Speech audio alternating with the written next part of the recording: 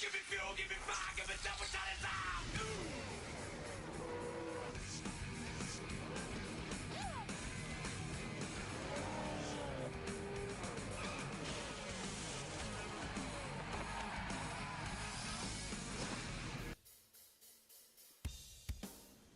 Live from the Finger Lakes region of upstate New York, it's once again Sportsman Night in America here for the Fuel Racing League on your home for the Fuel Racing League, the North American Sim Racing Network. Tonight, it's the Corning Museum of Glass 125K at the Glen.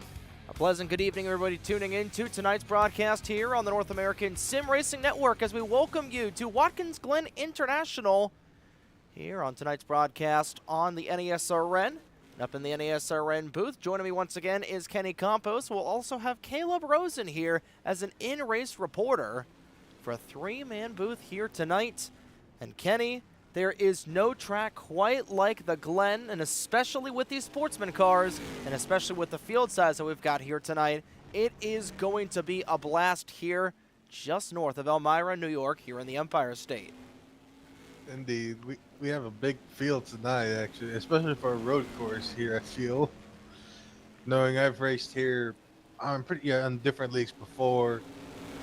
I think, and I've also done some of the old F1 cars as well, the old open wheelers on this track specifically for fun. But we're gonna have probably a hectic race, but a fun one at that.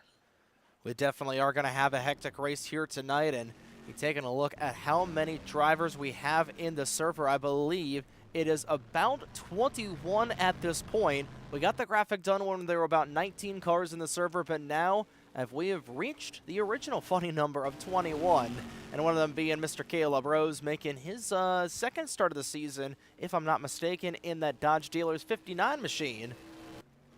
Got Nicky Conti back in the Sprite machine. And we've got, I believe, that is Connor Edwards in the 44. It is Connor Edwards in the 44. He did not, he just came in here late. I think he put his number in the drive a little bit later on, so we'll have to put one of his numbers in there. But we do know that that car is the number 44. You can see it upside down on the front end of that Pontiac. And a couple of newcomers as well. This is Hunter Nelson in the number 16 Prime Star Ted Musgrave Ford. Trying to wheel that Taurus around.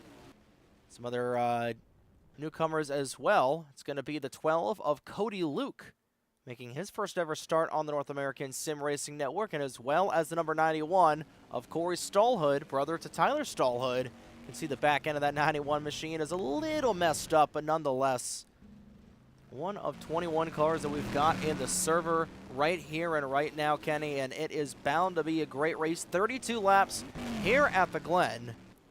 And, you know, we've spent, you go back to a couple of weekends ago, about a month ago at this point, actually, on Mother's Day weekend. Watkins Glen was certainly put on a show for both the Arkham Menard series, the trucks, the O'Reilly series, and definitely the Cup series as well. And this track, everybody likes to say that it's a little bit like the road course or the super speedway of road courses with just how fast you are carrying speed around this place. Indeed, especially when you're going up the S's uphill and then down the carousel as well. But sometimes it depends. If you start to feel loose, there's a chance your race could be over soon by the time you hit those barriers. There is a very good chance of that, and it's the last thing you want here as a driver, to get loose at Watkins Glen, especially with how loose these Grand Touring cars are set up. Got some more cars coming in, as with Anthony Luckadoo in the 13. You don't see it on your screen just yet. But Luckadoo is going to be in a white number 13 machine. Laura Trainer in the Jersey Mike's Pontiac Grand Prix. So we'll go ahead and add a number tag for Connor Edwards into the server. Go back into here. There's Laura Trainer in that Jersey Mike's 76 car. We passed by the 74 machine of Don LaPrade. 5 wins this season for the Chester's Family Market 74 machine. And he goes right into the catch fence. That's how you know we're getting ready to get going here in just a couple of moments here on the North American Sim Racing Network's coverage of the Corning Museum of Glass 125K. There's Luckadoo in that 13 machine as he goes away over the hops, or way over the curbs in the bus stop. Vincenzo Focusato looking for his second consecutive win after winning in a thriller last week at Talladega. Speaking of which, that second place driver and the third place drivers right behind Focusato, as it was determined that the 84 of Crystal Bennett won by probably, what, maybe not even a hundredth, maybe a thousandth or a tenth of a thousandth of a second over Dunlop Broad. That's how close that Talladega race got last week, as Dunn is trying to fend off Tyler Stallhood, who goes a little bit wide through the corner. Ike Durbin back in the 86 machine, so all the drivers from, oh my lord, that's a big hit there for LaPrade. He's upside down on the short chute, but all the full-time guys for the Millennium Autosport group are out on track, and we're going to go ahead and take a quick look here. We'll get a couple more number tags updated, but Kenny, we've got quite a field size here tonight, and, you know, Watkins Glen, it is very, very tricky. What is the key to getting to victory lane here at Watkins Glen, at a very technical road course that, like we said, it's a kind of like a mini super speedway out there? Well, I can say for one, as a driver myself, it was definitely tire wear can be an important factor, but it also depends on how you're entering these tight corners, especially at the bus stop, where normally you'd probably go down the long straight, because now you have to go through the bus stop. You have to slow down a bit more, and especially you have to back off most of the time to let another driver by if you're about to do a side-by-side battle with them down the straight after the S's. Yeah, we're going to be seeing a lot of that side-by-side racing all throughout tonight. So we go through some of the rest of the drivers here. We're talking about Crystal Bennett in that 84 machine, Focusato, Emi Schizzato with some new paint here for Pride Month, and that the Trevor Project number 97 car. There's Luckadoo in the 13, Apollo Hyde back in the Subaru number 100 car. We apologize for some of the frames dropping a little bit here and there as we tab out in and out of the game. But practice is going to wrap up here with Apollo Hyde setting the fastest lap in practice, a 1:10.913. The only driver in the server to run a sub 1:11. She obviously is going to be one of the drivers to beat here tonight. She is so dominant on these road courses. Trek Tauger nearly going out of the park in that 60 car. And we are in for a fun one, as we always are. And these road courses, always so much fun, especially with these Sportsman cars. And especially with fixed setup, everybody is on an equal level of playing field here for tonight's race. And, you know, Watkins Glen always puts on a fantastic product, and the road courses always put on a great product as well. Taking a look at the race analysis for tonight, rather that is the Season 4 schedule. Not sure how that ended up in the analysis spot, so let's go ahead and fix that graphic. There we go. It's going to be 32 laps here at Watkins Glen around this 2.45-mile road course, and the biggest point of contention for a lot of these guys here tonight, Kenny, is that elevation. It is a grand total of 110 feet between the bottom part of the course and around the bottom of turn number 1 in the 90. And then going down or up at the very top end of the bus stop. And as somebody that has personally walked that distance, it is quite an elevation change, and it's definitely one way to go there going through the bus stop. Or going up through the S's, that's where you see that massive change in elevation. And it's going to be a major factor here as we go into qualifying for tonight. I can admit that.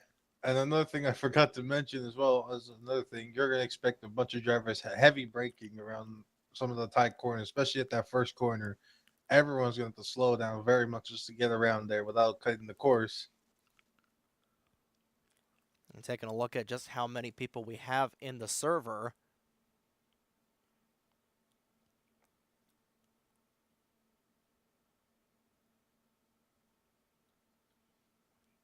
Looks like we're going to have an even 21 cars on the grid here tonight.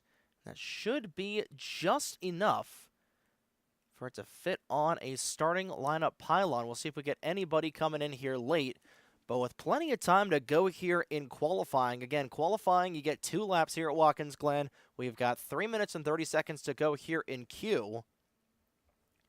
So plenty of time for all these drivers to get down to business and try and set themselves up for a great qualifying lap.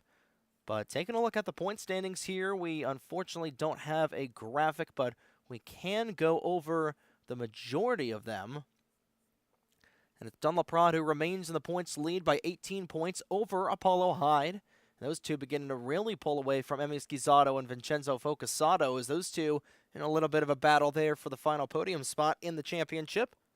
Crystal Bennett, Ike Durbin 5th and 6th. Grant Warren, yourself, and Drew Fast and Rich Roy round out the top 10. But plenty of guys making some of their first starts of the season here tonight. Anthony Luckadoo is making his 3rd start of the season. And Trek Togger making his 2nd start of the season in that number 60 machine. And plenty of raw talent here tonight.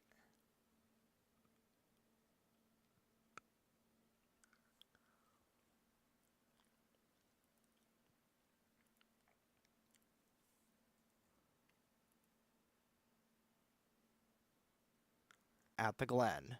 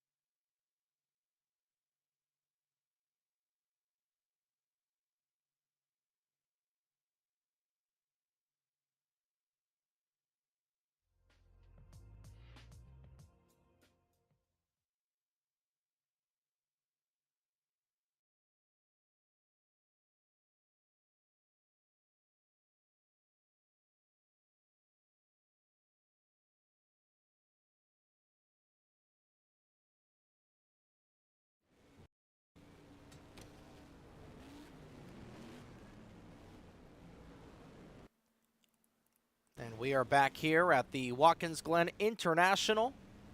Qualifying has wrapped up here. We got about 5 minutes to go in happy hour. And no surprise to see Apollo Hyde taking the pole position away from Vincenzo Focusato, as those two, some of the dominant drivers in Sportsman history, will start on the front row here for the Corning Museum of Glass 125K. Rafaela Sorensen and Emi Esquizato will start in row number 2. Crystal Bennett rounding out the top 5, and Cody Luke will round out the starting 6. Don LaPrade, Nikki Conti will round out row number 4, and Grant Warren and Laura Traynor will round out row 5, as you can take a look at all the other cars and drivers that'll be racing here tonight. One thing to note is that man right there, the number 88 Geico machine, that's going to be tripping us up a lot here tonight, Kenny, because that is actually Victor Nunez driving Corbin Wentz's car here this evening. So nickel for every time we call Nunez Corbin Wentz here tonight, driving that exact same livery. But it's going to be a fun one here, as it always is. And first and foremost, we'd like to thank everybody for tuning in to tonight's broadcast here on the North American Sim Racing Network. Of course, having some technical difficulties. Internet's going to internet, unfortunately. But overall, we're in store for a fun one. Like we're talking about, 32 laps for 125 kilometers here. So a little bit of Friday night banging around on a 2.5-mile road course. And Kenny, you know Watkins Glen is epic when all of the corners have nicknames. Turn number 1, a.k.a. the 90, a downhill 90-degree corner. Basically, if you took the tunnel turn at Pocono and flipped it in the wrong direction and made it completely downhill, that is the 90 at Watkins Glen. And then you go up through turns 2, 3, and 4, up through the S's, that uphill section, which is going to be very technical. And right at the top of the S's is where we're going to see some drivers get really light, especially in the back ends. Then going off towards the infamous bus stop chicane, where Emi Esquizato is going through right now and threading that 97 car in through the carousel. Very technical downhill section into the short chute towards turn number 6 and off towards Taco Bell turn number 7. We're going to see a lot of drivers go wide, going underneath the bridge section for a full lap here at Watkins Glen. And it's going to be a fun one here for our semi-penultimate race of Season 4 of the Fuel Sportsman Series, as we take a look at the remaining schedule. Next week's race at Pikes Peak International will not be broadcasted, but it still will be over on the Fuel Racing League, and a link for the Discord server down in the description box below. And there's going to be a little bit of debate when that final race at Michigan will be broadcast, and whether it's going to be live or tape delay. As I've got actually an event that weekend with some of my fraternity brothers, so that might be a point where we have to try and figure things out. You know what, Kenny? I might as well. I might end up, depending on how the internet is at the Airbnb we're staying at in the Poconos, I might end up bringing my setup, and I might do some live on location streaming of what's going to be a great race at the Michigan International Speedway. Of course, we saw a great race 1 week or a couple of days ago here for the Kettle Lakes 100 in the Grand National level. Here tonight in the Sportsman Series, we're going to see one heck of a throwdown here in the Finger Lakes. Indeed.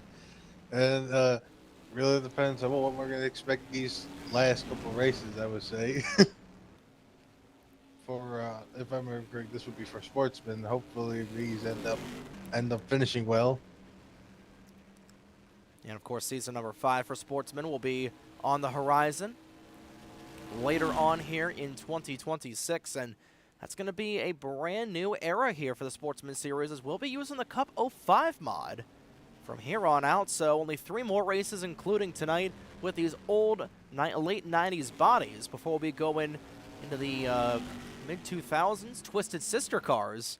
That's going to be a ton of fun. And of course, all that action here on the North American Sim Racing Network. Taking a look at our upcoming broadcast slate for both offline and online broadcasts. We're back here tomorrow, back in the Irish Hills of Michigan for the Cheese at 400 presented by Ford for the Mission Barbecue Cup Series Offline League. It's going to be tomorrow at 2 p.m. We'll be back at Michigan once again on Sunday night, the Fast Renegade Pro Cup Series race at the Michigan International Speedway for race number 3 of that season. Then next week, it is a pretty good dance up in the Poconos, where it is Pocono and Pocono for both the Fuel Grand National Series, the Kalahari Resorts 100, and of course the Jack Frost Big Boulder Ski Resort 400 for the Fuel Grand National Series and Mission Barbecue Cup Series, respectively. And after that, next Wednesday night, we go to the streets of Long Beach before beginning the Duncan Month of Speed for the Mission Barbecue Cup Series with a Thursday night shebang at the Bowl of Champions, the Speedway of Champions, or the Mile of Champions, I should say, at the Hillside International Speedway. All that coming up here in just the next couple of weeks on the North American Sim Racing Network. There's Ace Racer making his first ever Sportsman Series start in the 64, made his first Fuel Racing League start a couple of days ago at Michigan. And he will be starting towards the bottom end of the grid in that Dance Dance Revolution number 64 machine. But with 21 cars on the grid, everybody has a pretty good chance of making the dance here tonight. And we're going to go ahead and find out who is going to win tonight's banger of a race. So everybody is off track. We've just got a few moments to go here in happy hour. We'll send things down trackside here in a few moments for the most famous words in motorsports to fire the engines for tonight's 32-lap event at Watkins Glen International for race number 10 of season number 4 of the Fuel Sportsman Series here at the Watkins Glen International for race 10.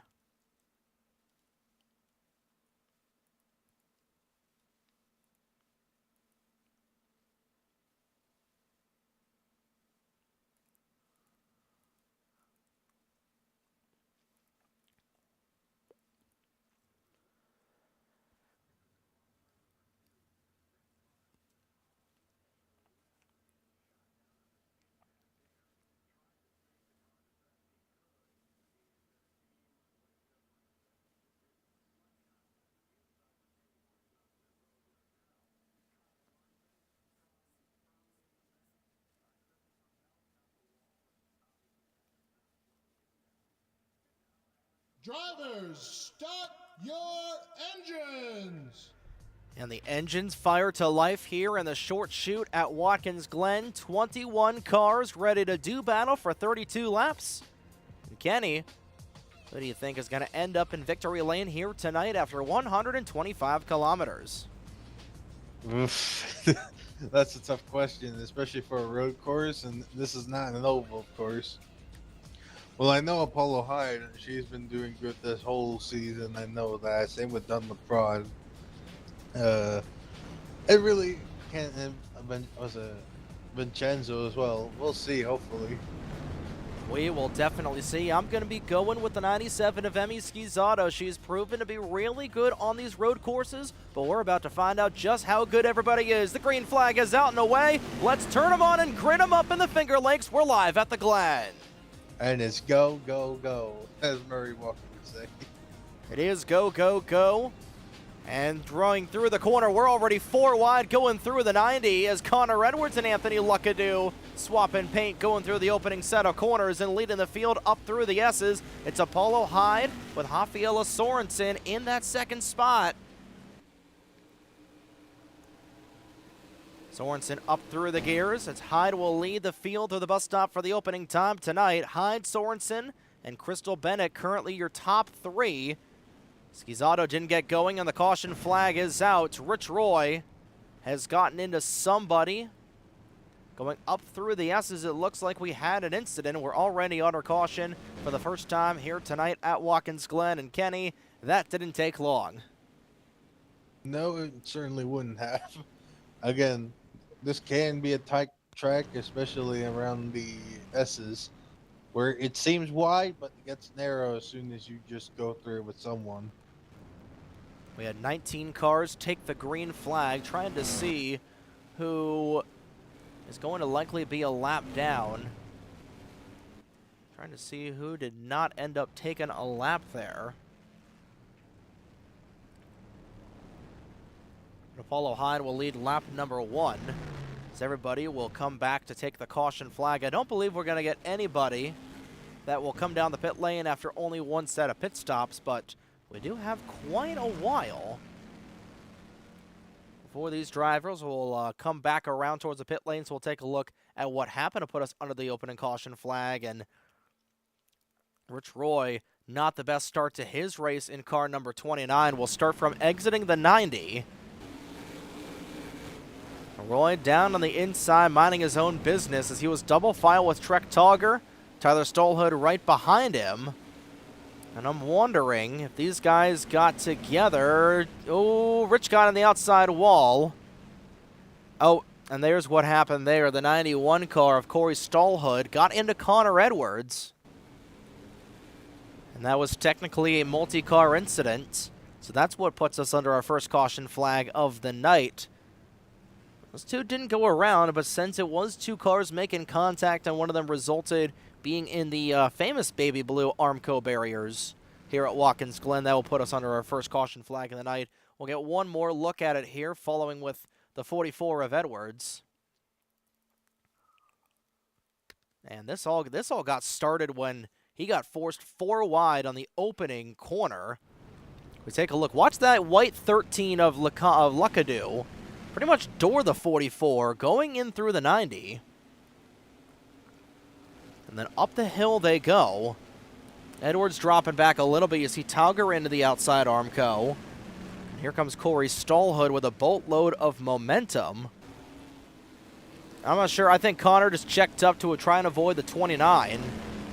And that's what ultimately brought out the caution flag for the first time tonight. And so far, we've gotten at least 3 cars going into the pits. We have a handful of drivers. We got the 88 of Victor Nunez, the 29 of Rich Roy, and the 7 of Tyler Stolhood. It looks like we will be going green this next time by. The Apollo Hyde still leading in car number 100, and here as we approach 10:30 Eastern time. You know what? I forgot, ladies and gentlemen. I forgot I got a load of laundry in my washing machine. So, Kenny, I'll give you the floor here to talk things over a little bit, as I'll be back in about 45 seconds, right in time for the green flag here. Thank you.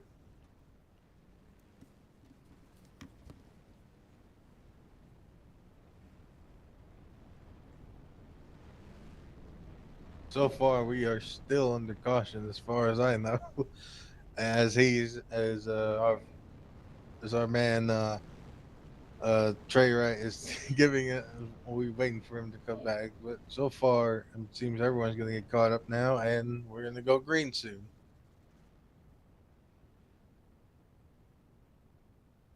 With Apollo Hyde leading the pack so far, behind the pace car.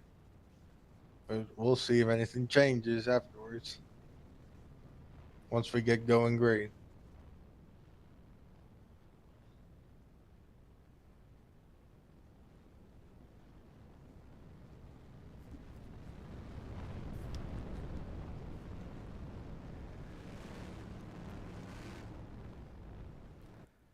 And we are back here.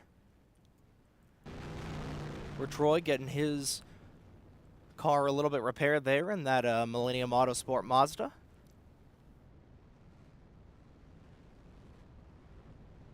And so far, Trey, I only just gave a brief rundown so far that we are now going to go back to green this time by. Right you are, and Apollo Hyde has led all 2 laps so far tonight. She will lead her 3rd lap this next time around. And the question is, Trey, will these drivers try to take it easy by the time we head to the 90 on the first corner, the moment we go green? Well, the big question is that ultimately, you know, we're going to be having a single file run here. So not going to be doubled up like they were off the restart, and Trek Togger spins the tires. He's able to gather it up as the green flag's back out and away. And to answer your question, Kenny, Crystal Bennett is not going to wait. She's not going to be patient. She's going to spin the car going through the 90. Around goes the Irwin Tools Ford. And that's right in front of everybody, and fortunately everybody will make evasive maneuvers. That is called going from a hero to a 0 in 2 seconds flat. And that was a costly mistake for Crystal Bennett right off of the restart, and she will drop all the way back down into the 16th spot.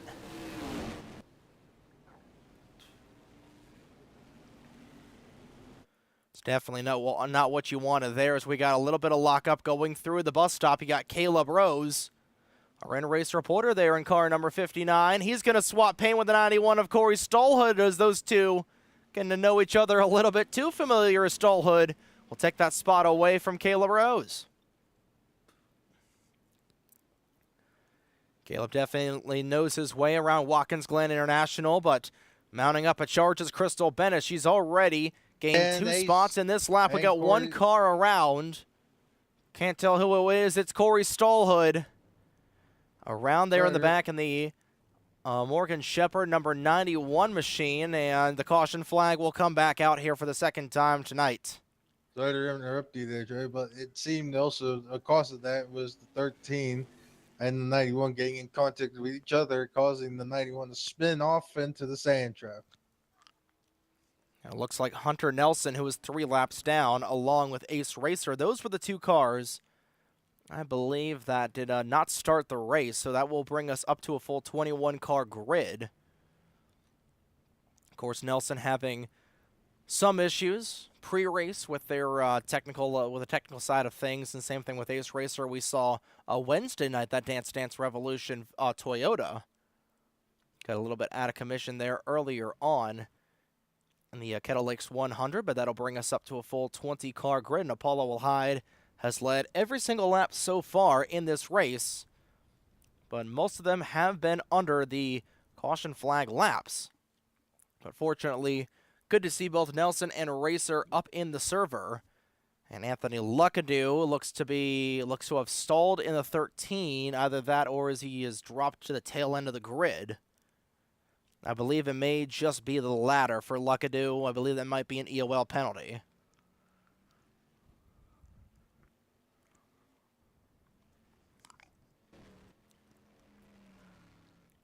Racer and Nelson jumping back in. They're currently 4 and 3 laps down.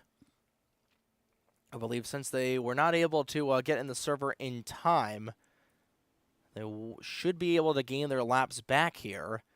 We'll go ahead and see if there's any takers again. You take a look at the race analysis for tonight. Can do about 15 to 16 laps on a full tank of gas, and this tire wear here at Watkins Glen historically has been very aggressive. These Goodyear Eagles do not like the pavement here at Watkins Glen, and we've seen it a lot here. You know, 1.5 seconds to 2 seconds worth of fall off. Doesn't sound like a lot, especially at a road course, but it certainly does a lot for handling. And it looks like Apollo Hyde might lead the charge of drivers back down the pit lane. She will not. No, it's not going to be Dunlop Prod that's going to come down the pit lane. I thought he was going to. Caleb Rose, Crystal Bennett, Victor Nunez, Ike Durbin, and a slew of other drivers will, in fact, come down the pit lane. For Rich Roy, it's going to be his second pit stop of the night. Same thing for Victor Nunez in that Geico number 88 machine. And for Crystal Bennett, you kind of need to come down the pit lane after looping it around. That'll be the first replay we'll take a look at here in just a moment. But everybody will make their way down the pit lane. We'll go ahead and see what happened first to Crystal Bennett right off the restart. And just simply looping that 84 car around. Try to go down to the inside and just completely lost the handling of that Ford. And fortunately, Kenny, everybody was able to get away and get around that Irwin Tools Taurus. But that's such a tough break, just wheel hopping in the corner like that. That's Probably definitely not something what you want to do. Yeah, diving into a gap that probably would have closed up way too quickly by the end of it. We'll take a look and see what happened to officially bring out the caution flag. And, oh, that is, I'm not sure about that. And we do now know the official reason why Luckadoo went towards the back. And we're going to watch as this starts all the way back in the carousel. Luckadoo in that Chevrolet. And then Monte Carlo very slow. Have Stallhood passing him, and I'm not sure what the thought process is here for Luckadoo. He just dives it way hard in the corner and flat out cleans Corey Stallhood's clock going into the sand trap. I don't know about that one, Slim Jim. We'll get another look at it here following with the point of view of Corey Stallhood as he just got flat out bombed like he was Tokyo. Watch this 13 car. Yeesh. Your take on that, Kenny? Well, I think it's a case of where people are trying too hard just to make a move, just to pass by, and probably will cost yourself any positions already, especially when we haven't made the first lap yet. The first clean lap to probably have a lap of shame. I'm not sure if they do on the road courses. I don't. Well, I mean, it's single file restarts anyway here in the Sportsman series. As Hyde has led all 6 laps here tonight, all of them have been under the caution flag. And here we go back through the gearbox. It's Hyde, Sorensen, Focasato, Laprade, and Schizzato, your top 5 going back through the gears. Connor Edwards got a little bit squirrely there coming off of 7, but he'll remain straight. And we'll see, does anybody go for the dive into the 90 this time? Focasato's thinking about it. You don't want a wheel hop. And that's exactly what he's not going to do, but he's going to lose a spot to Laprade. And a couple of cars breaking sideways a little bit. You had Grant Warren. He's going to draw back a little bit as he and Trek Tucker will go side by side. Back up through the yeses, rumbles the field. And Corey Stallhood trying to pick up some spots that he lost in that Morgan Shepherd 91 Chevrolet with Caleb Rose right behind him. Most of these drivers on fresh rubber here on lap number 7, going back through the bus stop. We're just about to go side by side with Laura Trainer and Nikki Conti. Those two will figure it out going back into the inner loop. And meanwhile, 4-second spot. Here comes. They had 09 of Rafaela Sorensen, and Emi Schizzato nearly got forced off the road there by Focasato. And unlike in the real-life NASCAR layout here of Watkins Glen, there are no track limits here in the Fuel Sportsman Series, so you are able to run as wide of a line as you want, and that nearly was too wide of a line there for Schizzato. It was way too wide of a line there for Sorensen. They got into the outside wall, and Apollo Hyde starting to pull away a little bit as we complete our first lap under the green flag tonight. I was about to say, there was almost a jinx there. I think Corey almost lost it in front of your friend there, Caleb Rose, but they managed to keep it straight, and we are still green. Tyler Stallhood currently 1 lap down. Hunter Nelson back on the lead lap, and we'll see if Ace Racer will also be getting back on the lead lap this time around. Still 4 laps down. Anthony Luckadoo back there with the 64. It looks like 13 has got into that wall a little bit in that high time Chevrolet Monte Carlo back through the inner loop. And it looks like we've got the top 7 or 8 drivers pulling away from one another, and Trek Togger just got shoved going through the bus stop by the 84. A little bit of contact, but Togger, great car control there. He gets popped in the rear end by Stallhood.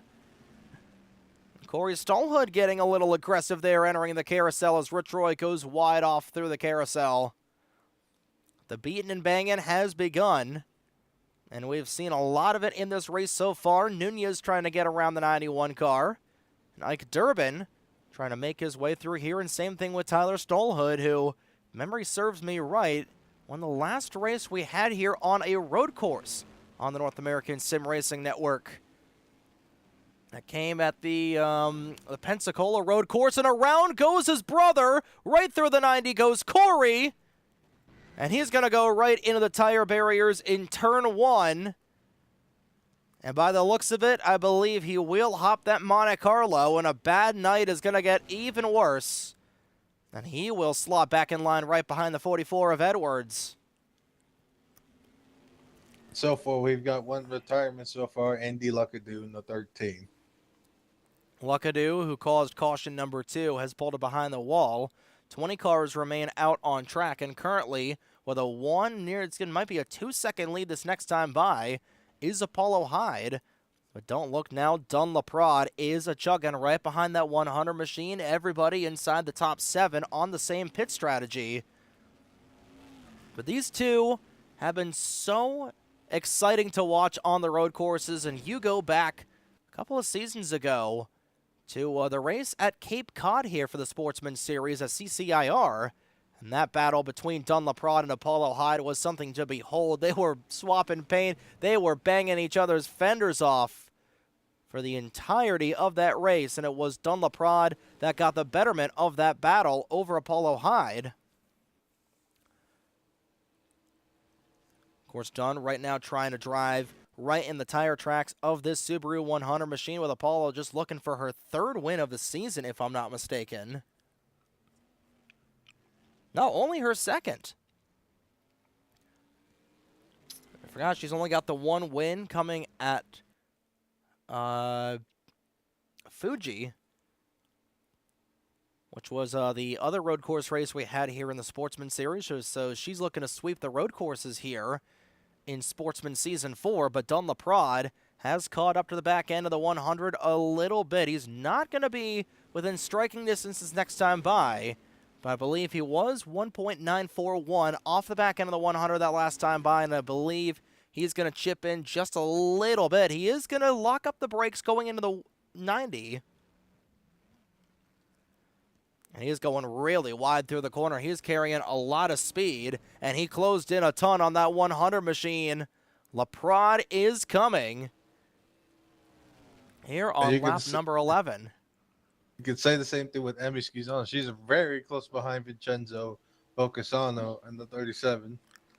They are very close together as they come into the bus stop.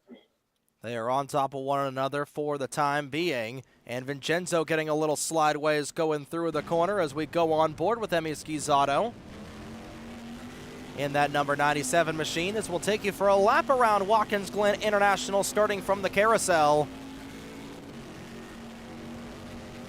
Going in towards turn number 6, one of the two technical corners to round out the track, and either fortunately or unfortunately, depending on the way you look at it, Kenny, we do not run the boot section here at Watkins Glen.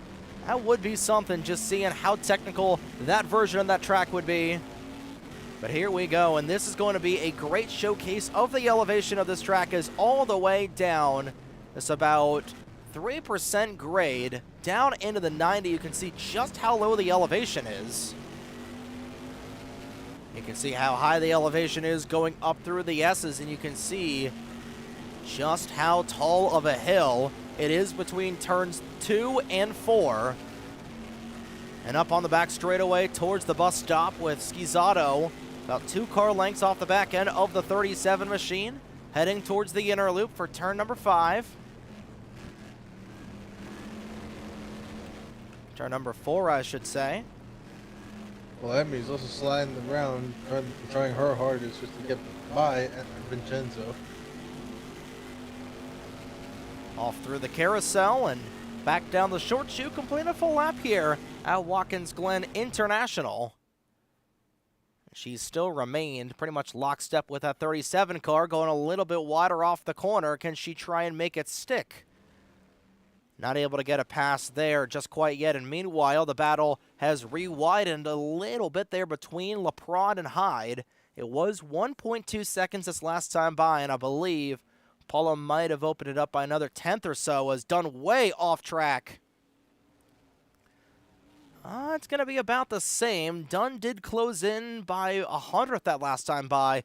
Meanwhile, Emmy is all over the back end of Focusado. Goodness gracious, I thought she was going to make the pass going through the S's, but nonetheless, she almost made it up through there, going up through the hill, and you got Rafaela Sorensen currently caboose in the top 5. How about Cody Luke in that 12 machine, making his season debut? As far as I know, his Fuel Racing League debut in the Mobile 1 number 12 machine. Nikki Conti currently runs in the 7th spot. Laura Trainer in 8th, and Crystal Bennett, good recovery so far, was as far down as 17th. And she is recovered up into the 9th spot inside the top 10. And Caleb Rose, we were just going to mention that he cabooses the top 10. He goes around going through the bus stop, and that's a lot of damage on the passenger side of that Dodge Dealers 59. I don't believe he got any help, but he will fall back into the 13th spot. Was running in 10th, so that will give top 10 position to Grant Warren. 11th is Tyler Stolhood. Victor Nunez will run in 12th. 13th will be Ike Durbin, and actually 14th will be Caleb Rose. Rounding out the top 15 will be Trek Tauker. 16th is going to be Rich Roy. Or no, Rich Roy is all the way back there in 17th. 16th is actually going to be Connor Edwards. Corey Stallhood had a little bit of a moment. He currently runs in 17th. Hunter Nelson back in 18th. Actually, Tyler Stallhood is 1 lap down, so he is currently 19th on the grid. So push everybody back up a spot. So Warren will be in 10th. Nunez is 11th. Durbin runs 12th. 13th will be Caleb Rose. 14th is Togger, and round out the top 15 is Connor Edwards. I think we've got all of that figured out for now. Ace Racer will go a 5th lap down in the 64 machine. And LaPrade, meanwhile, looks to have cut the deficit down to about a second with that 100 car.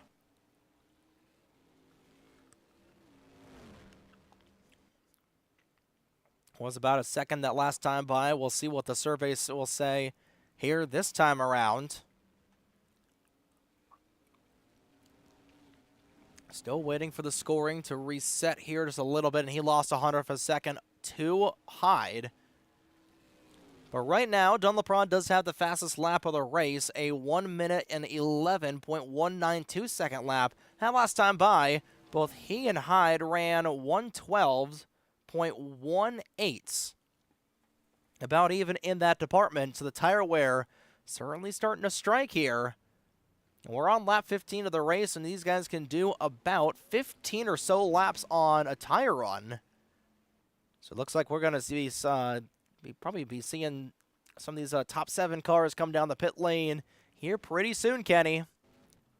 It probably will. Again, tires are probably going to wear out as much faster as these drivers are really pushing these cars very hard. Tire wear is definitely wearing out for Apollo Hyde in that 100 machine, and just about losing it off the corner there was Vincenzo. Focasato was able to gather it up, and Schizzato not able to hold on to it. Hyde running a 111.84. But you can see, Apollo just loves running these loose cars, and the longer a run goes on, the more it's really going to play into the wheelhouse of Apollo Hyde. Right in front of everybody else, that's the 16 of Hunter Nelson. In front of the leaders, that's Stricken Taurus, trying to get the heck out of way of everybody in that Prime Star Ford. He ran into some issues going up through the yeses in that 16 machine. Currently running in the 18th spot for another driver making their season debut here tonight. Focasato still holding serve with the back end of that 97. And I'm wondering, Kenny, with the amount of caution laps we had a grand total of 4 caution laps. And this next time by will be the halfway point in the race. I'm wondering if Hyde, just trying to get 5 bonus points for leading at halfway. It looks like she will. We'll be past the halfway point. Emmy Schizzato will save the automobile that time around. I'm wondering if these guys are just trying to get to halfway, which they have done. And they will come down probably either this next time by or at the very latest, the time after this on lap 18. Because right now, these guys are absolutely screaming for newer rubber. Hyde running a 112. She's currently a full second off the pace. LaPrade has been able to close in by 0.8 of a second there on the back end of that 100 machine. And they've caught up to Corey Stallhood. Well, we've got an awkward situation in the pit lane with Ace Racer sideways on one of the pit stalls. I don't know if that's his pit stall. We'll take a look at that here in a moment as everybody trying to maneuver around lap traffic. Connor Edwards in the 44, right in the way of the leaders. And Corey spins right in front of Apollo Hyde. Loops it around in front of the leaders in turn 6. And that was, I think that might have given Apollo Hyde a few more skid marks in the driver's seat as that got tantalizingly dangerous.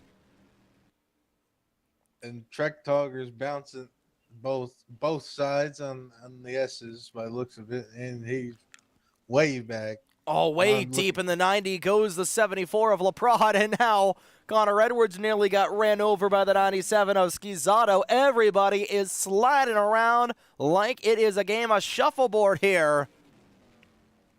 And these tires, they are not just screaming out. They are absolutely yelping out in pain right now. Everybody with zero grip here at Watkins Glen. This is classic stock car racing here in the Finger Lakes region of New York. We've got a pretty good battle for the race lead brewing as Apollo Hyde has led every single lap so far tonight. But when will they come down the pit lane? Will be the million-dollar question. We've already got a ton of drivers coming down. Corey Stolhood is down. There's Ace Racer sideways on the pit lane. I don't think I've ever seen that before. And that's right in front. I can't tell whose pit stall that's right in front of. It's not in front of any of the leaders, as the leaders are down the pit lane here on lap 18. So they did wait an extra lap to come down. And here comes everybody, the dominant three drivers of the night, Hyde, LaPrade, and Focusato, all in line with one another. I think Emmy Schizzato, did Emmy stay out for an extra lap? Oh, Ace Racer just came out right in front of everybody, and Schizzato had an issue in the 97. She had to be teleported back to the pit lane. Oh, that's heartbreaking. It seems that she just suddenly slowed down. You don't think an engine problem could be? I don't know about that, but LaPrade will take the lead off of the pit lane. Did he only take 2 tires there, Kenny? Most likely, but will that hold him for the rest few laps before he has to pit again potentially? Ike Durbin wide off for the corner, and Vincenzo Focusato losing quite a bit of time to the 2 leaders. I don't know about that strategy call for LaPrade. But right now, he has got a lot of lap traffic in front of him. Grant Warren, who I believe has yet to make a pit stop in the 33. Victor Nunez, Tyler Stolhood, and it was a header issue for Emmy Schizzato. The RNG failure strikes for the 4th place car, and that's going to make this battle for 4th absolutely wide out in the open. But you go back to the first race of the Sportsman season at Atlanta, Kenny, where it was a tire battle between Apollo Hyde and Don LaPrade as Apollo nearly swiping the back end off that 74 Chevrolet. It was a tire battle between those two in the opening race of the season, and here we are 10 weeks later. It's going to be same song, second verse in that department. LaPrade got the betterment of that duo in that battle in Atlanta. Here, 2.5 months later, can Apollo Hyde turn the tables here, especially with how close this battle for the championship has begun? Because, again, if you're Don LaPrade, you're only in front by 18 points coming into today, and Apollo Hyde has led the most laps and led it halfway. So that is going to be a lot of bonus points locked up for Hyde. One driver I would say who's got to worry about the most, Victor Nunez. He's probably the new leader at this point, as Crystal Bennett has already taken what was said to be in the lead lap, but in the pits. So, and Victor is still up in front of Apollo Hyde and Don LaPrade. The question is he going to make it for the rest of the way ahead of those two before they pass him? Well, here's the thing. He has made 2 pit stops on the night, so he is way off strategy of everybody else. His strategy right now, trying to catch a quick yellow. Because if you get a yellow flag here with 12 laps to go, that's going to be great news for Nunez. He's been towards the back all day, trying to catch a little bit of strategy after coming down the pit lane multiple times. And if you're LaPrade, you want to get around that 88 car before Apollo Hyde potentially passes you, because you want to get a lap-led bonus. But Nunez is going to be defending, blocking all covers. You got Stolhood, you got Racer, and you'll have Connor Edwards and the 16 of Hunter Nelson. And around goes Nunez. Did he get popped in the back end? He might have. Meanwhile, Hyde, right on the back end of the 74. We might have 2 lead changes here in the carousel. I don't know if that was contact. Here comes Hyde to the inside of LaPrade. She's not able to get the power down going through turn 6. Can she go for the crossover in 7? She has the room. Racer getting out of the way. Stallhood also looking to dive out of the way from everybody. And Don LaPrade will check off 2 boxes. He gets around Nunez, and he will lead a lap. And tough luck for Victor Nunez as he also goes into the pit lane with Stallhood. So the gambit is not going to pay off for Nunez, and it looks like he's going to lose a lot of track time. But with now 11 laps remaining in today's race at Watkins Glen, we have once again got ourselves one heck of a battle. Vincenzo Focasato right now looking in a good spot to get that final podium spot. Rafaela Sorensen, and how about Caleb Rose in the recovery that he has had? Actually, no, Caleb came down the pit lane for his final pit stop of the night. So that'll bring Cody Luke into the 5th spot in that 12 machine in his debut tonight. Paul Hyde very, very close to the Dunn LaPrade. She could try to pass him anywhere if she can try. I think she's just trying to save up her stuff and waiting for Dunn to maybe have a little bit of a miscue going through the carousel, or is she going to go down the inside this time? She will. LaPrade's going to shut the door on Apollo. And you know what? I don't hate that for Hyde. You still got 10 more laps to set up a pass on a driver that you're faster than, and a car that you're faster than, and with tires that you've got the betterment of. But you don't want to wait too long is the question. But you also don't want to make the move way too soon and also use up a lot of your stuff. And still plenty of lap traffic in the way. Caleb Rose on the chopping block, same thing with Connor Edwards. I'm not sure if they're going to catch up to Ike Durbin and Blake Warren. And Nunez off in turn number 6 once again, so he might be another lap down chicane.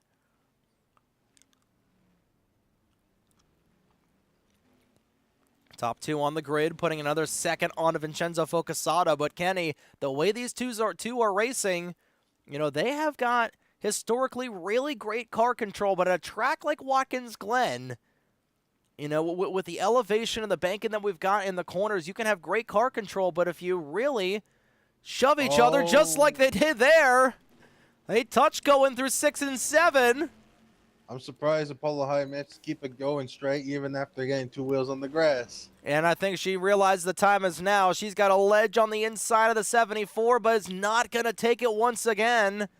Dunn goes a little bit wider of an arc there from Apollo, and he's going to get a better run going up through the S's.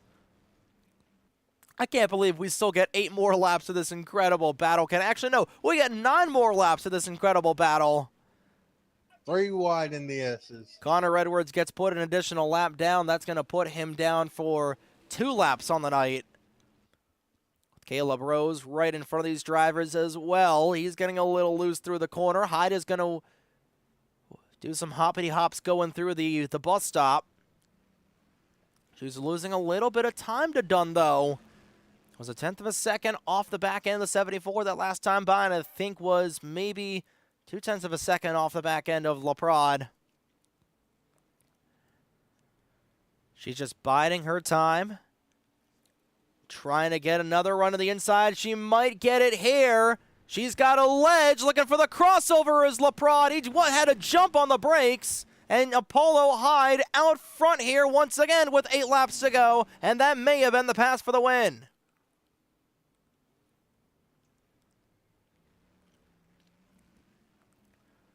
So the 2-tire call as Connor Edwards spins. That's right in front of Vincenzo Focasato, and he's going to smack into the inside wall.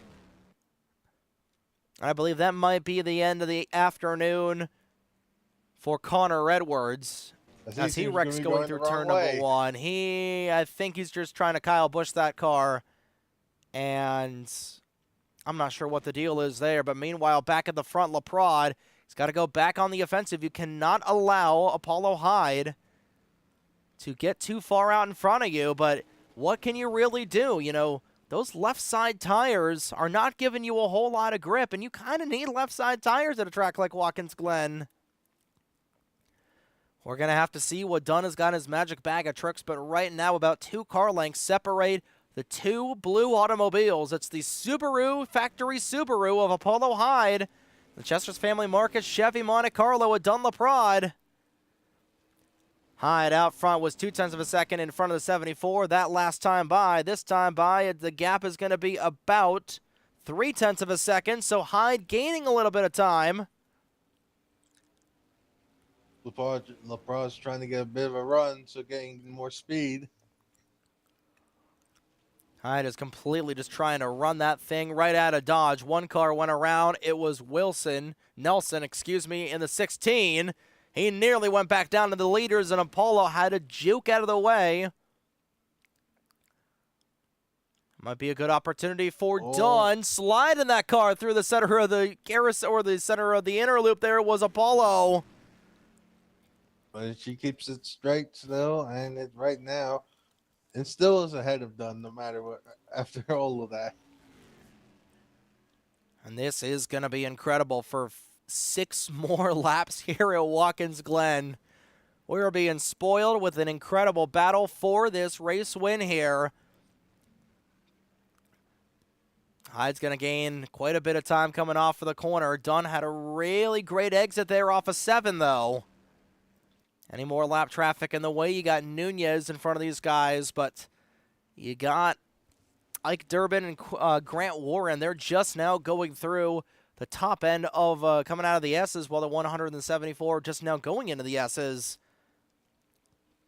I don't know, Kenny, if they're going to catch up to any more lap traffic other than Victor Nunez. Oh, they might. Oh, they are going to catch up to Corey Stolhood. There could have almost been the potential caution. Victor barely misses Corey. Was it? That could have been big. That could have been the big one, especially he almost could have T-boned him. And LaPrade catching back up to that 100 machine once again. We go on board with the 74 once more. And that is the gap for the race win, coming around to 5, count them, 5 laps to go. And remember, on the road courses, we can still get a caution flag. With 5 laps to go, it's 3 laps to go. That's the point of no return. Stolhood down the pit lane, out of harm's way. Nunez still in front of these guys, and LaPrade with a pretty good run off of the corner. Here he comes to the inside. It's all going to be about who breaks the latest, and they break at about the same time. Hyde runs off the road, and she's going to get a great run going up through the S's. She might be pulling out of Dodge here. It's not over yet, though. Cutting into the grass a bit, but keeps it ahead and keeps up great pace. And I can admit one thing. Ever since I finished third at the LA race, these two are the rarely hardest competitors you can try to compete against. No matter how fast you can try to go, they are always much faster than you are. Yeah, these two great friends off of the track, but on the track, it is literally Lauda versus Hunt, especially on these road courses together. 4 laps to go this next time by. Apollo Hyde has led 22 laps on the evening so far, compared to the only 3 that Dunlop-Rod has led. But LaPrade, he's just looking forward to potentially leading the most important lap of the night. Way wide through the corner, nearly crushing that driver's side crush panel on that 100 machine was Hyde. Oh, she nearly binned the race right there with 4 laps to go, and I think the tire wear's starting to get away. The handling's starting to get away from Hyde. Here comes LaPrade off the corner looking for a run. And that's surprising for me if Dunn's also been running as hard, and he's still probably have a slightly better handling car than Apollo Hyde has. Right now, Victor Nunez currently 61 seconds, or rather 10 seconds in front of these drivers. He's just going through the carousel. So top 2 going through the bus stop. Half a lap until the point of no return. Both of them very loose going through the inner loop. They're able to save it, though. Here comes Dunn with a big run, but he has to jump on the brakes going in through the carousel. Oh, this is giving me flashbacks of 2012. Marcus Ambrose versus Brad Keselowski. LaPrade had to jump way a little bit there from the 100, but Hyde loose off through 6. Through turn 7, wide off the corner once again. 3 laps to go. This is the race. The point of no return is now. If you wreck now, no caution. We are green until the end. And that might really be playing into the favor of Apollo High. Dunlop trying to do everything he can. But I really think the tire wear is just so much further in the favor of Apollo Hyde. Connor Edwards around once again. He might be in the way of these drivers. And in fact, we got a pretty big gaggle of cars. If someone gets around, if Nunez and Durbin get around in front of these leaders, that's going to be a very big issue. Leprod with a ledge to the inside. Does he take the gap? He's not able to just get it down there. He's trying, but he has to back off. He's forced to back off. I mean, if he went for that gap, he was going to wreck the both of them. And Vincenzo Focasato currently 14 seconds back. If these two get together, if it's in a favorable spot, they should be able to get away from one another. They should be able to retain the lead. Oh, Leprod had to back off a ton going through 7. Going way too hard into the corner is Hyde. Here comes Leprod. Sticks high in the air. 2 laps to go. Leprod leads out the stripe as they catch up to lap traffic. Edwards blitzing around from everybody. He will wheel hop through the corner. And once again, now on the offensive is Hyde and back on the defense is Leprod. This has got the makings of another classic Sportsman finish here tonight. And we are in for a good one. It has been a dogfight all night long between Dunlop and Apollo Hyde. And with a lap and a half to go, they're through the bus stop for the penultimate time. Kenny, we're going to see some fireworks here in this final 3-mile stretch. Yes, we are, and they are very tight. Dunn's already now ahead, and it just seems that it's Apollo's time to see. Can she make it one last push before the checker, or is she going to have to settle for second? And it is a minefield of lap-down cars in the way of these leaders through turn number 7 for the penultimate time. White flag is in the air. One more time around Watkins Glen International as Dunlop driving that Monte Carlo like he stole it. He knows that this is a huge battle in the championship. They're able to get around Rich Roy, who will cleanly get out of the way. Both of them will go off the corner. A little bit fidgety for Apollo Hyde going through the 90. Oh, she lost a lot of time going through turn 1 up through the S's for the last time under speed. Last time going up in the S's, and it'll be the last time you'll go to the bus stop.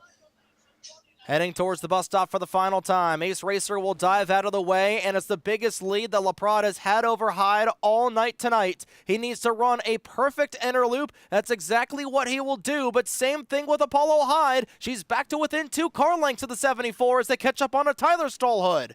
Grant Warren upside down to the end of the carousel. We continue to race on. It's going to come down to the final set of corners. Here we go for the final time in a turn number 6. Hyde trying to stuff it down low. Can she make the block? Right in front of everybody is Victor Nunez. Is going to come down to turn number 7. Off to the final set of corners. Dunlop will come out in front. Hyde trying to get the run off the corner. They might be side by side. They are going to be side by side. It's Dunlop It's Dunlop who will edge it out at the line to win the Corning Museum of Glass 125 at the Glen. What a race. And coming in third, and he still has managed to keep it going. A great running as always for him, Vincenzo Focusano for third. And it is a slew of wrecked race cars around the grid as great sportsmanship there between Apollo Hyde and Dunlop as Focasato will finally come around in third as he nearly got ran over by Dunn, as he's going to burn it down in that Chester's Family Market 74 for his 6th win of the season. And as always, for good sportsmanship, every driver giving Dunn the friendly victory tap before they head back into the pits. What a race. What a race. What a finish. And you know what? I thought Apollo was going to get there at the end.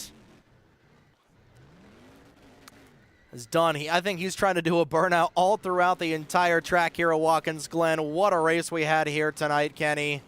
And it just seemed that Vincenzo, despite losing 4th gear, still managed to come home third. You know, and that's ironic. For obvious reasons, that's ironic that he would lose fourth gear on a road course. But what a race we had here tonight. And taking a look at the official standings, Dunlaprod and Apollo Hyde wasn't as close as the finish was last week where Dunlaprod got second.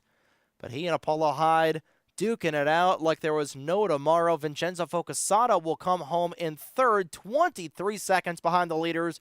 Cody Luke and Crystal Bennett, a good recovery for the 84 car. They will round out the top five here tonight at Watkins Glen. We'll go over the rest of the results later on in the broadcast after the post-race interviews. But Kenny, it doesn't get any more classic than that. Laprade and Hyde at these winding road courses, you know it's going to be one hell of a race and one hell of a finish. Yes, indeed. And I'll give props to your to Caleb Rose, who managed to finish 11th, but keep the car in running still in this first race. Get back here.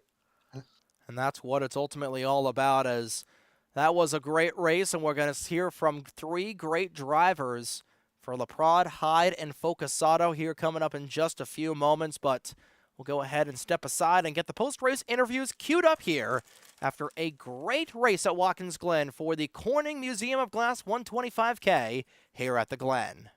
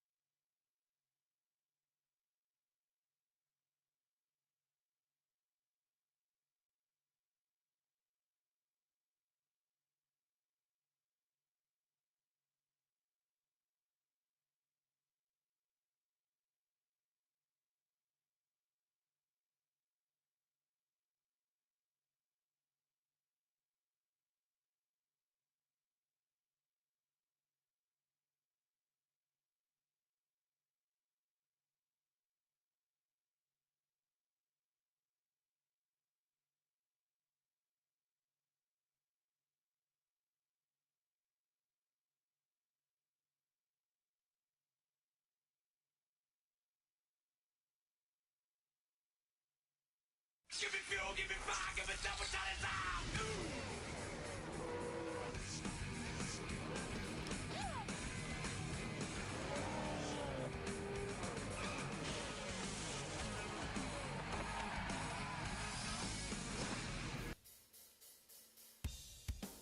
Watkins Glen absolutely never disappoints, and it certainly didn't disappoint tonight. Another photo finish race where it was a nail biter up until the final corner of the track. And Dunlaprod ends up winning the Corning Museum of Glass 125K here at the Glen. Trey Wright and Kenny Campos bringing you the action. Kenny, that entire last 10-lap battle between Apollo Hyde and Dunlaprod was nothing short of cinematic. Yep, it was. I've a loss for words for anything, but that was one of the greatest battles I've seen from the two, especially on the road course like Watkins Glen. It was absolutely so much fun to watch, and that is the second or third time we've had the pleasure of seeing them absolutely duke it out there on the road courses. But we did have a third place finisher here in the race tonight, and pulling in instead of third place finisher, driver of the number 37 Kodak Ultimanium Pontiac from for Millennium Autosport, Mr. Vincenzo Focusata. You got a copy of us here in the broadcast booth? That I do, Trey. Well, you were certainly kind of waiting in the wings for the majority of this race, hoping that the two dominant drivers of the night would pull a Cale Yarborough and Donnie Allison from the Daytona 500 from 1979. Unfortunately, no such luck, but you were still able to bring it home in third place, well behind these drivers. Congratulations on another podium finish.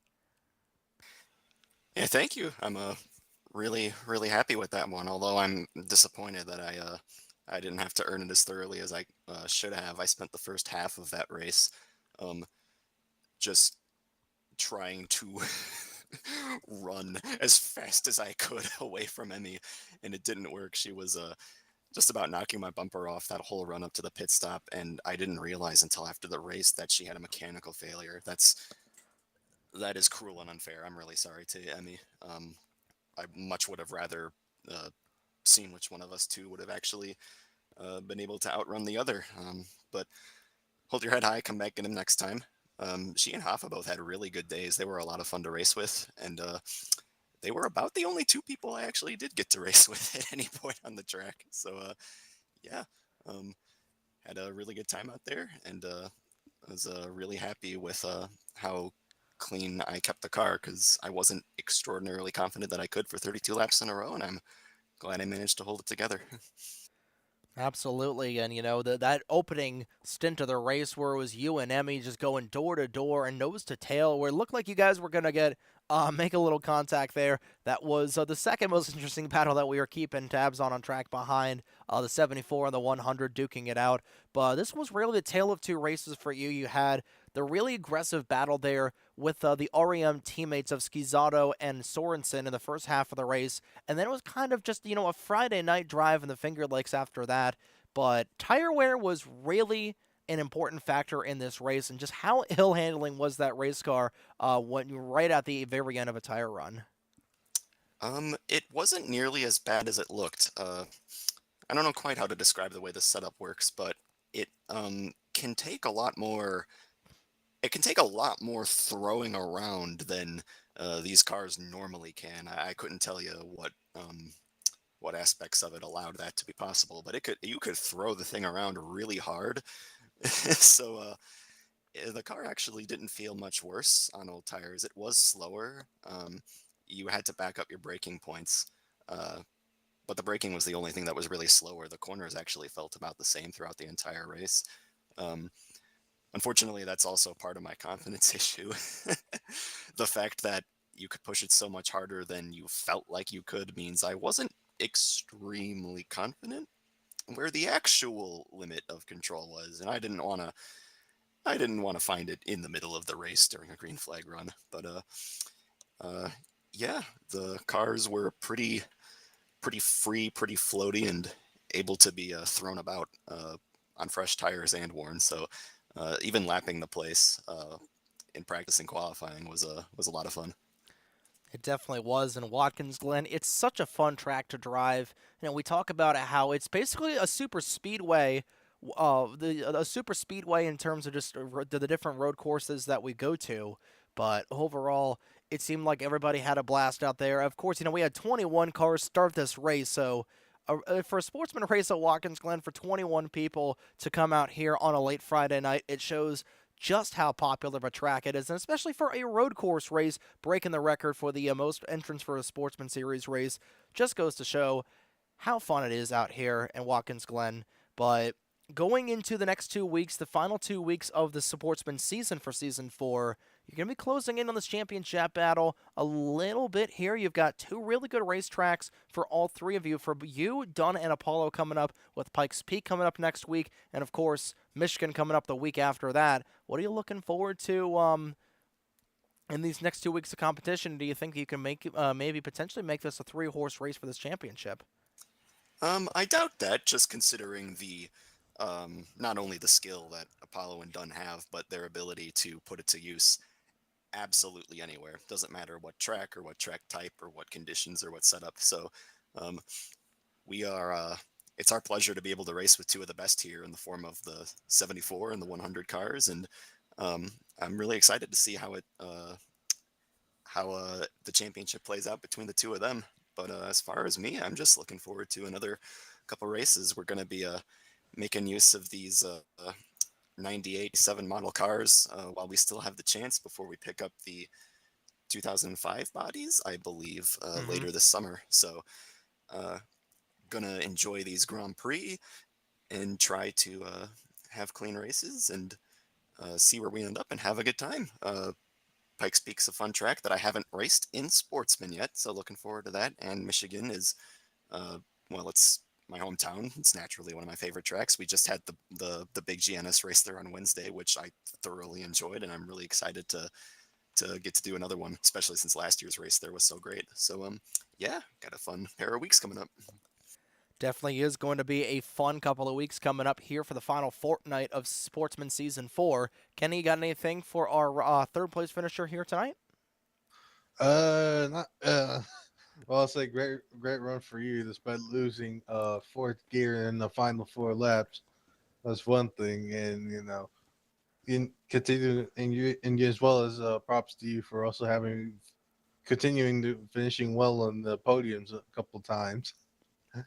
Yeah, appreciate it, Kenny. Did I forget to say that? I know I said it. I probably said it before I hopped in the interview. I'm an idiot. I shattered fourth gear to pieces with 4 laps to go and freaked myself out properly. So I'm I was just thanking my lucky stars that I only did that with 4 laps to go and not with 24 to go or even like 6 laps to go. I would have been in big trouble if I'd done that any earlier. So I did a pretty poor job as far as that's concerned. But as luck would have it, I got away with it, and yeah, glad I was able to get the. Uh, glad I didn't ultimately lose anything from that, and yeah. I'm sorry, I forgot the original question, but I really appreciate it, Kenny. It means a lot. Yeah. Yeah, there were a lot of mechanical issues here tonight. We're talking about you losing fourth gear. Rafael Sorensen actually lost third gear for the last half of that race. And of course, Emi Ooh. Esquizato had that header issue right at the halfway point.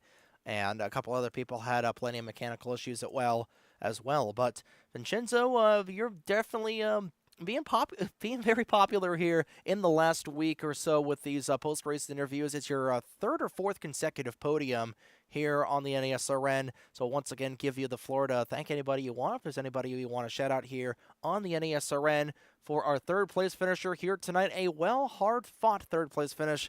Vincenzo Focusato, the floor is yours, my man. Yeah, you betcha. Thanks again to again a uh, heartfelt thanks to Emmy and Hoffa for making the race enjoyable for me, and I'm sure they'll get results more befitting of their driving next time. It's a shame that they had mechanical failures, but thanks to everyone for coming out. You mentioned we had a record-size starting field for Sportsmen. That's just awesome, and the race was really enjoyable to boot from my perspective. So I hope the same went for everyone else. Thank you to Tyler, Apollo, and Ike for running the show. Thank you to anyone who might be watching from Team EFR. Thank you to Andrew. Thank you to Cameron. Hello, Stavo. Dad, anyone else who might tune in, no matter who you tuned in to follow or to root for. These broadcasts are uh, uh, a really valuable thing to have, both to watch live and for us to go back and watch once it's done. So thank you, gentlemen, for making that possible for us.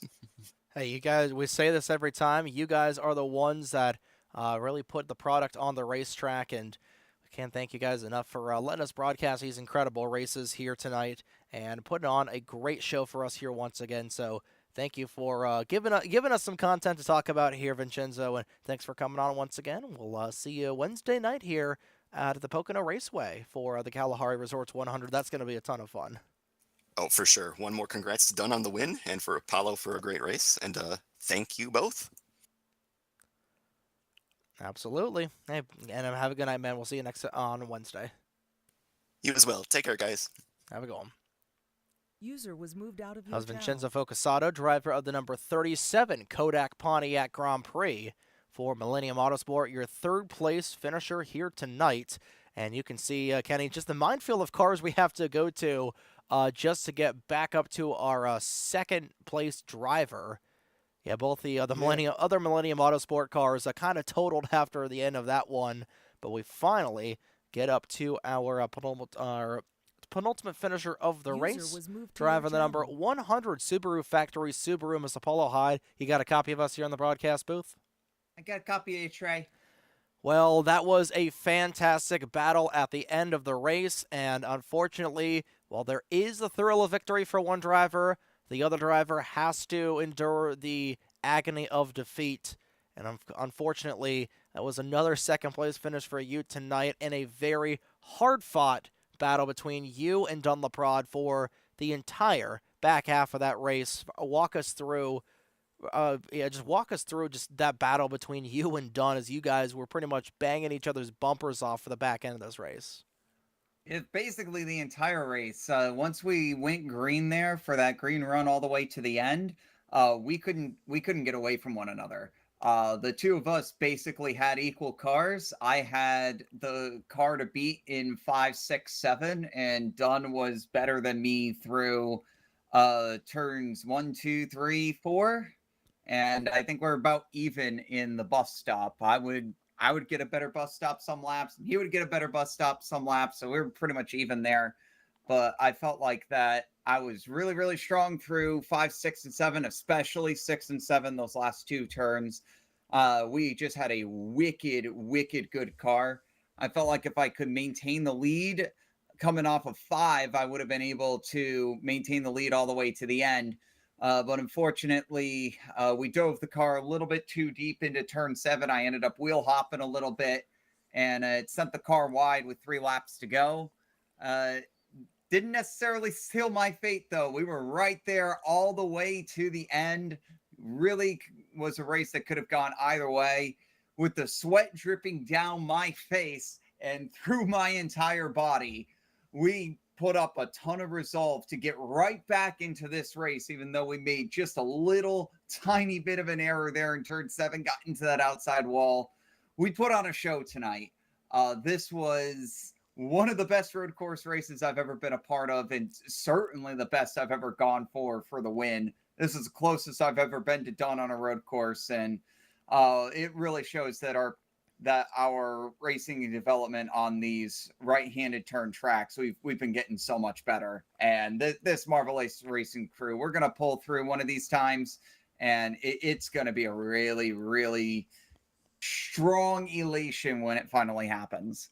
It definitely is, and you guys, you and Dunn on these road course races in the past have been nothing but just, Brad Keselowski and Marcus Ambrose back in 2012, to use a Watkins Glen euphemism, but more like Senna, more like Senna and Prost, or Hunt and Lauda, with you guys just really pushing each other in this friendly rivalry on the track. And you guys, especially on these road courses, how is it racing against a driver like Dunn, where he's very aggressive on the short runs and he knows how to conserve his tire wear? You love to run very loose setup race cars. You love it when the tires wear out, especially at a track like Watkins Glen. Just how is it racing like a driver like Dunn?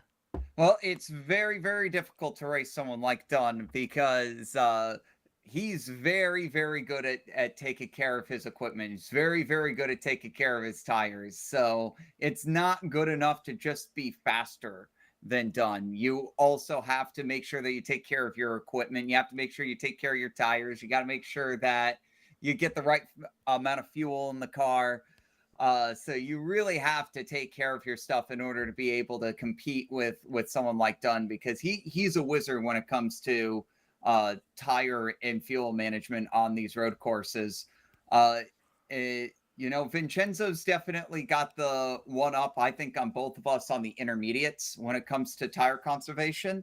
I'm probably the worst out of the three of us when it comes to intermediates, but these road courses, man, Dunn is really on another league between the three of us. And the fact that I was able to make so many strides in this past year to be able to compete with Dunn, even on a tire wear level, it's just so it's so energizing to be able to finally do that, because beating Dunn is hard enough. Beating Dunn on a road course is especially difficult. That 74 car is unbelievably quick at a lot of these tracks. And yeah, I just can't believe myself. I'm over the moon that I was able to hang in with Dunn through the entirety of 2 tire runs. Like we went long both times. Like it was something else.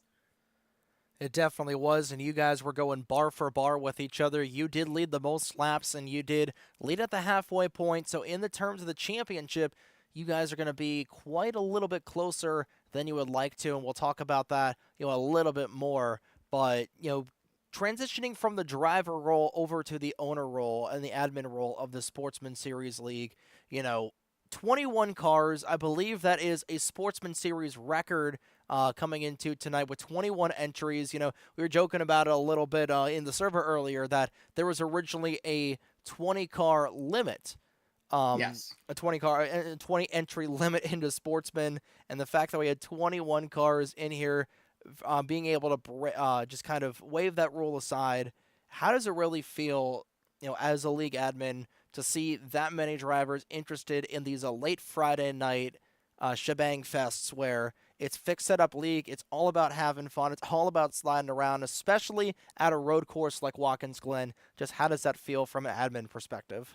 It feels amazing. I don't know what else to say about that. Like, it just feels amazing. We have really prided ourselves here on Sportsman on bringing just excellent racing in every single track that we've gone to.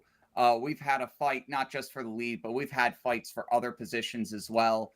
One of the things that's awesome about Sportsman is really no matter where you are in the field, you're going to find someone, somewhere, someplace to be able to race up against. And I feel like that was really a big deal tonight as well. Everyone was racing somebody at some point.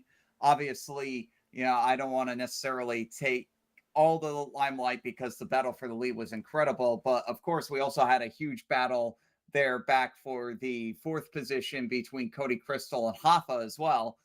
Those three were really slugging it out. You had Victor and Ike going up against each other. Caleb and Trek were going up against each other. So there was racing all over the place. And I'm glad that people are showing up here to Sportsman to start not just filling out these fields, but filling out these fields with some decent quality drivers. We only had the 2 yellows tonight, and that was it. We were in green the rest of the way, pretty much multi-free. Like, I don't know what more to ask. I couldn't be happier with the result tonight. And more proud of everybody here at Sportsman.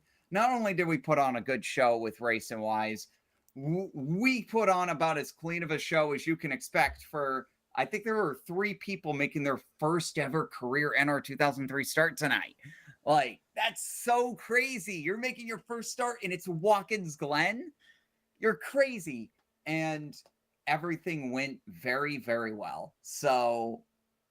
hats off to everybody here at the Sportsman Series. Hats off to the other admins as well, Tyler and Ike. I wouldn't be able to do this without them. They are such a huge help in the background as well. Just everyone here at Fuel. Everyone makes this such an awesome place to race, and I'm so glad I call this league home. We definitely are so glad to call this league home as well. And Kenny, you got anything for our runner-up finisher here tonight?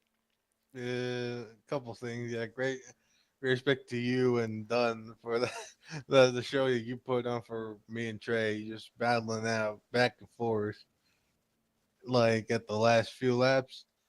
And yeah, I'm not sure if I know I mentioned the other guys from the podium from last race, but yeah, I do miss racing with you guys. Because I haven't told you this. But, Gotcha. yeah. But keep it, like so far it just seems that you and Dunn make it like, especially since when I finished third at Alley, you make it like to where I couldn't even catch up to neither of you or Dunn. We are pretty good. I'm not gonna lie. Dunn I think is still definitely quite a bit better than me.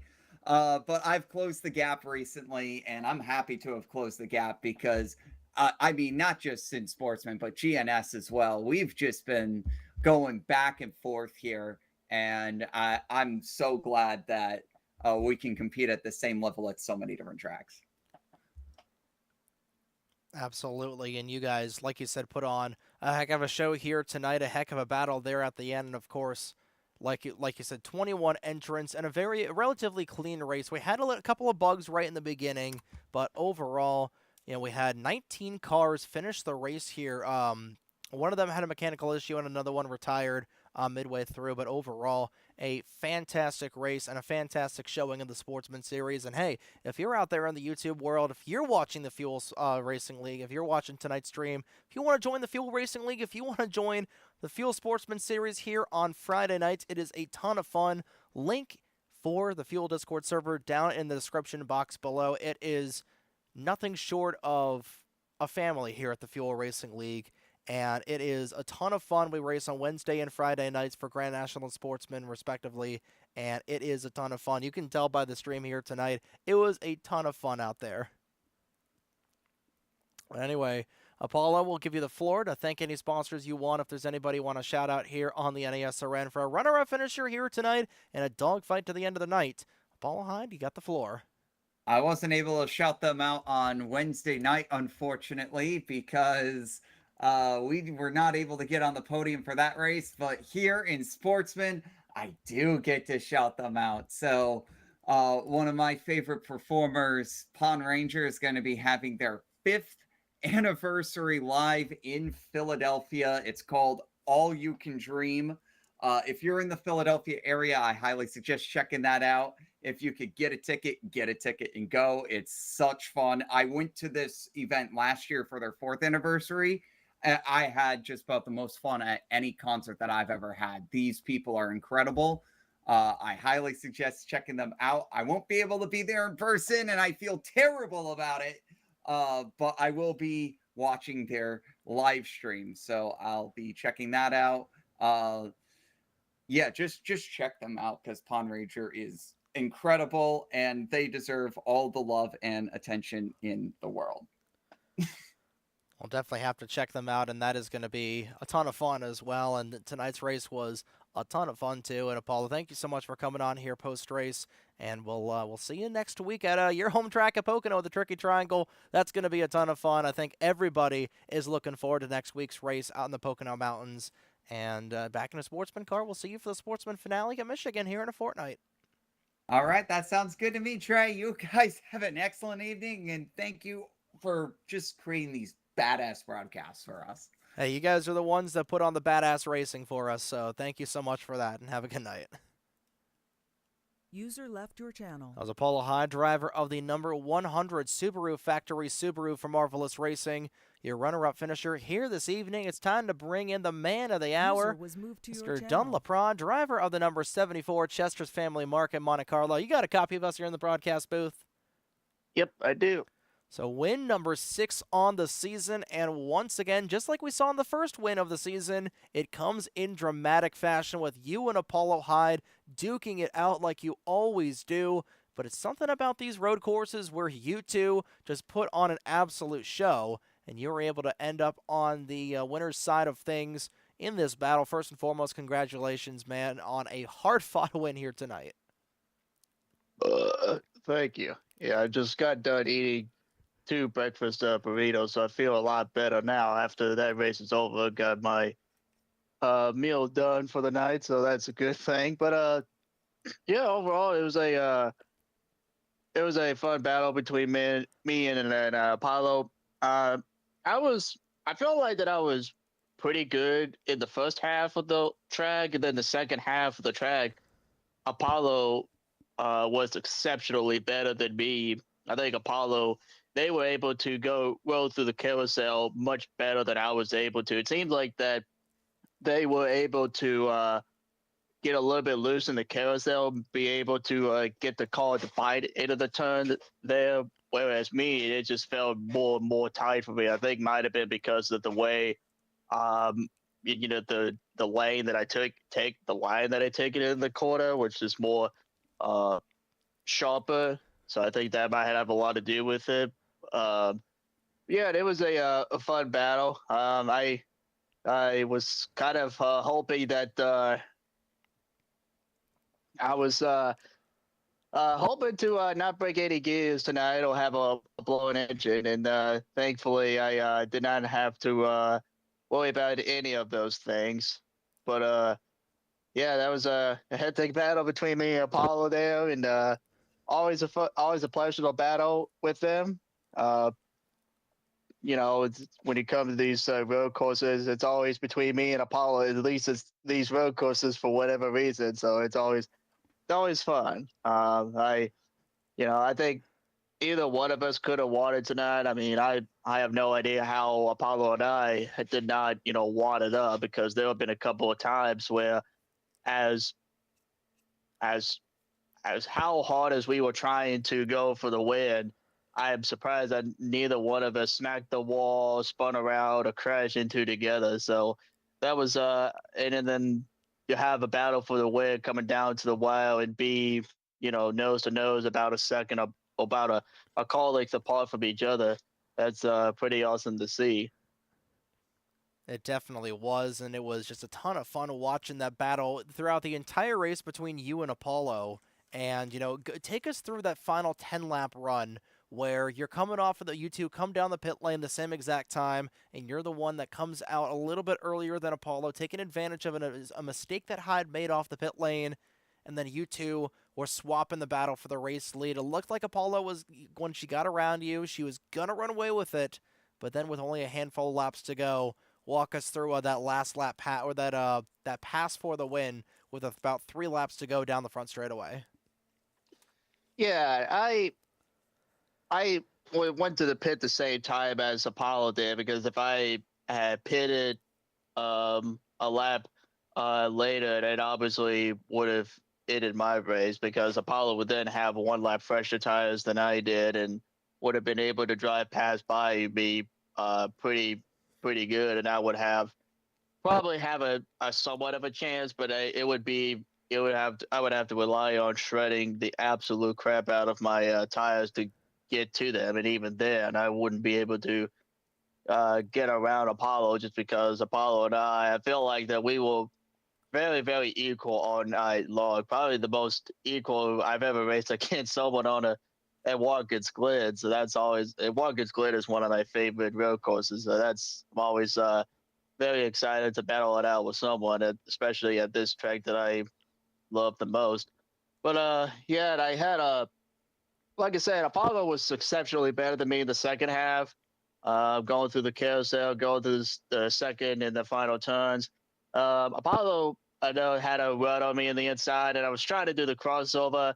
I just misjudged it. I was hoping to be able to do the crossover. It just didn't work out at all. Then I had to just, stay right on his bumper, but also try to manage, because I think, if it was either going to be one of us making a mistake, and that was going to be I think the race there, and I was just trying to put a little bit of pressure on Apollo just to try to be able to stay right there at it. And if Apollo made a mistake, that I would pounce on it, which I ended up doing it coming to two to go.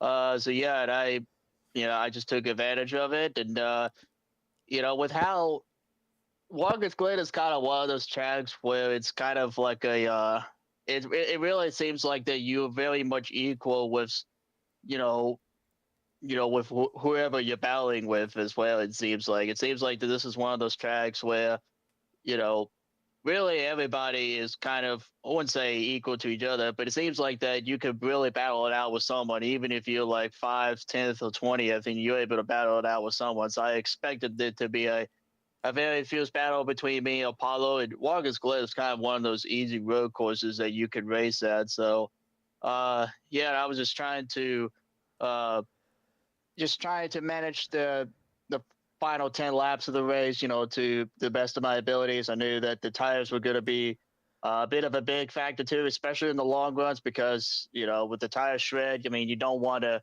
use the same braking points and as you did in the first 5 laps or so, because it just won't be able to, it will just lock up the tires. So I had to be very careful about that, and I was very pleased to say that I did not lock up the brakes at all tonight. So I'm very happy that I at least achieved that part. So and still be able to fight for the win. Absolutely, and what a hard-fought win it was for you here tonight. But going into this championship battle, we don't have the exact margin of victory going into the penultimate race of the season at Pikes Peak next week, but it's going to be pretty close. Apollo did gain a little bit on you, as you guys were only separated by 16 points coming into tonight. You got 2 races coming up, another flat track at Pikes Peak, which is really been the playground for Apollo a lot here this season, or in Sportsman history. And then you got Michigan coming up in 2 weeks. From a driver's perspective, what are you looking forward towards here in these next 2 weeks, and how much of a battle do you think we can really expect here in this championship? I think you all saw how me and Apollo have been battling out really all season long. So I think you're going to see very much the same thing as next week and Michigan. So, I'm just hoping that it'll be a very fierce battle for the championship, as I anticipated it will be. Um, I always respect Apollo, so it's always really, again, always a pleasure to battle against them. Anytime I'm racing against them on the track. But yeah, I mean, Pikes Peak, that's kind of one of those tracks where I kind of had a shot to win a couple of seasons ago in this series, but got wrecked out. So I did not get the chance to really show for it, sadly. So hopefully this time around, I'll be able to get back around in one piece, and hopefully this time around, be able to have a fighting chance for the win. That's all you can ask for. I know Apollo's going to be tough to beat as always. I anticipate to be a fierce battle. I know I keep saying fierce battle, feels like a billion times in this interview, but that's just the way it is with me and Apollo. I know Pikes Peak is going to be Apollo's playground, like you said, so I have to step up my game. And then we go into Michigan. It's kind of a free for all for everybody, really. So anything can happen in these next 2 weeks, but I'm hoping that it'll be a exciting final 2 races of the season where Apollo and I can get to battle it out until the very end. And it's going to be a great and fantastic last couple of weeks battle here with Pikes Peak coming up next week, and of course Michigan coming up here in a fortnight. But Kenny, you got anything for our winner here tonight in thrilling fashion for the 6th time this season? Well, again, much like with Apollo, just great battles out there that you two always have every race here in Fuel for the most part, and just keep at it. That's all I'll say. Yeah, I try to. Yeah, that's all you can really do is try your hardest, and You were absolutely driving the wheels off of that Monte Carlo here tonight. But Dunn, you know the score. We'll give you the floor here to thank anybody that you want. If there's any sponsors you want to shout out here for the 6th time in Season 4 of the Fuel Sportsman Series, Dunn LaPrade, you've got the floor. First and foremost, I want to give a special shout out to LGQBT people. This is Pride Month, of course, so shout out to all the lesbian, gay, bisexuals, transgender, queers people. Send you all with all my love. Love you all. And then shout out to shout out to you, Kitty, up on the booth. Shout out to Tyler Stallhood for the league. Shout out to Apollo for not only the series but the amazing battle we had tonight. Shout out to all the drivers that participated in tonight's race and everyone at field. Shout out to everyone watching at home. Shout out to Team EFR. And shout out to everyone for making me a better driver. And you were certainly one of the best drivers we had here tonight. You were the best, standing on the top step of the podium in the most fielded race in Fuel Sportsman Series history. With 21 cars, one of them had to be first, and that was that 74 Monte Carlo. Congratulations on making a little history here tonight as well done. And we'll see you Wednesday night for Fuel Grand National at Pocono. And we'll see you at Fuel Sportsman for the penultimate race or the final race of the season at Michigan here in 2 weeks. But until then, have a good night, man. Thank you all. Hope you all have a great night as well. You as well, man. User was moved out of your That was channel. Dunn LaPrade, driver of the number 74 Chester's Family Market Chevy Monte Carlo. And that was a wild final sequence of laps there, Kenny. And Grant Warren's car being destroyed like that. We're going to go ahead and take a look at what happened here. And we're going to bring in User was the boss moved to your man, or channel. our in-race reporter, who we didn't really get to talk to at all tonight, Mr. Caleb Rose, to really just go over the wildness of this race. Glad to see you get another top 10 finish out there, Caleb, but my goodness, what a race we had here tonight. Oh, but that was definitely quite the race indeed. That was a whole lot of fun, and might have not been the best performance. Still got some rust to shake off. Did, unfortunately, kind of take it a little bit too hard in the bus stop there towards the middle part of the race and ended up putting it in the tires, but still managed to pursue on and managed to take advantage there of a couple cars having issues there in the last couple laps and managed to snag a decent finish out of it. But still, regardless of the fact, that was a lot of fun here from Watkins Glen. Honestly, kind of glad I got to go a lap down there late in the race because got to see a little bit of that fantastic battle to the finish there between Apollo Hyde and Dunn LaPrade. From what I heard, that definitely sounded like quite the fierce battle. It definitely was, and we're going over the last lap of this race, what happened with Grant Warren and Ike Durbin and Victor Nunez as trying to go through the corner there. Oh, that's netcode, and that's unfortunately a very hard look into the wall for Grant Warren. I'm not sure if you had a front row seat to that, but you certainly had a rear view mirror seat to that battle for the win. And it was just like driving through the fire and the flames and carrying on for these leaders going through literal hell here. But what Watkins Glen, you know, we've talked about it so many times, just how fun of a track Watkins Glen is. It always puts on a show, and we definitely saw it here tonight. And especially with just all the tire wear and pit strategy that we had. And just your initial takes here for the end of this race, because it was just so much fun to watch.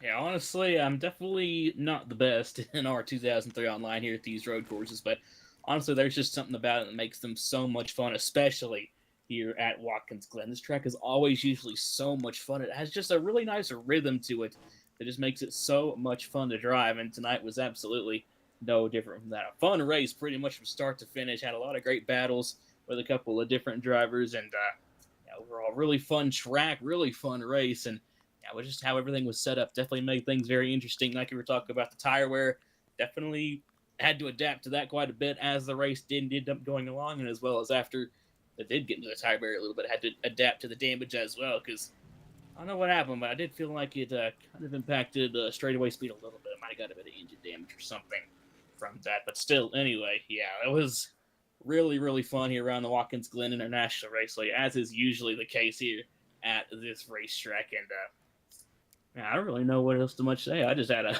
I just had an absolute blast out there tonight.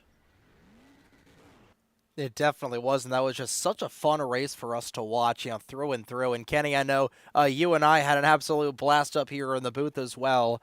And we're actually going to bring in two more people. No, we're actually just going to wrap things up here in a brief moment. But Kenny, your final thoughts on this race, because that was nothing short of just an absolute blast. Absolutely fantastic race, and I kind of saw the moment when Caleb did slam his passenger side door against the tire barriers, and then but pretty much great battle at the end there between Apollo High and Dunlop Rod. But yeah,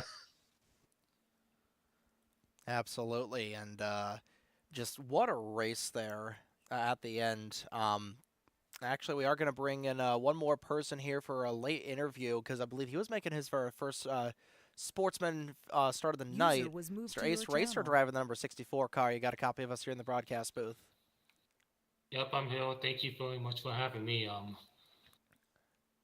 Yeah, that was Thanks, definitely an up and down race for you. A little bit of a late start there, as you had a prior commitment, but you were able to battle back for a solid run. And first and foremost, welcome to the Fuel Racing League, man. It certainly gets wild, as you saw both Wednesday night and Tuesday or tonight as well. But it is certainly a lot of fun, and you were able to have a pretty good result here tonight in that 64 car. Yeah, I feel very thankful around, and the racing bug just kind of bit me last week, and I think 2 weeks ago, I feel like I gotta go try out some more, 2003 races. And initially, I had another league around, was in another league, but then some people say like, no, don't try this league, try this one. And it's the Field Racing League, and I've been enjoying it ever since, and I just feel very thankful. Just trying to get some experience around, even led some laps at the Wednesday's race, and around got a prior commitment around, but I wasn't going to go and start a park. I wanted to go and run as many laps as possible, and it paid off for me in the end because I passed two drivers. Absolutely, and you know what? You tried your best, and that's all you can really ask for. And you were doing a little double duty tonight as well. If I'm not mistaken, you were racing monster trucks in one other game, and also racing here simultaneously when you could, if I'm not mistaken. Yeah, I compete for a tour called the Control Corners League. In fact, actually, I won the racing competition in that league. It was fairly muddy, and I managed to make good use of the track to be able to go and win that competition there. I had a good freestyle as well, two-wheel skills, and it was very good around here. And then after I finished up my freestyle, after I finished my two-wheel skill, I went right back into the racing around here and try to get as many positions as I can. Although I do feel bad for Victor Nuez, who drove the 88, because Victor Nuez spun out during the final stretch around, and I was just passing some cars and had a good entry around, and I had some speed going around. I just figured, this is the last part of the race. Like, I have nothing to gain or lose.